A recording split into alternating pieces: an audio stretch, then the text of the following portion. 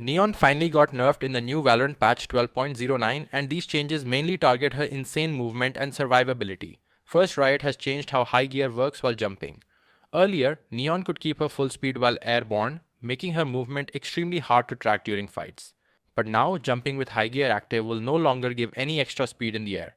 Instead, her airspeed will now match normal melee movement speed, which means movement spam and bunny hope style plays are getting heavily toned down. Another important nerf hits her ultimate economy. Fuel will now only instantly regenerate on kills while Neon's ultimate is active.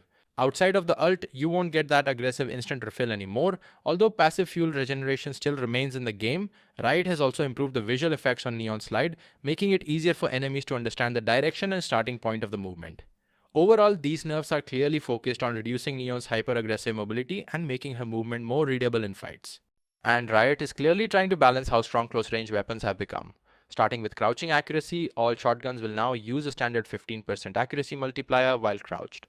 But this affects each shotgun differently. The Bucky is actually getting a slight buff here because its crouched accuracy modifier is increasing from 10% to 15%, making it more consistent while crouch firing. On the other hand, the Judge and Shorty are getting nerfed, with their crouched accuracy being reduced from 25% down to 15%, meaning they'll be less reliable when crouch spamming corners. Riot is also increasing weapon spread for both the Bucky and Judge. The Bucky's minimum spread is going from 2.6 to 3.0, while the Judge goes from 2.25 to 2.5, making both weapons slightly less accurate overall. And the biggest nerf hits the Bucky's damage. In the 0 to 8 meter range, headshot damage is dropping from 40 to 34, body damage from 20 to 17, and leg damage from 17 to 14. Overall, these changes are meant to reduce shotgun consistency and make close range fights feel less oppressive, especially in echo rounds and tight angle plays.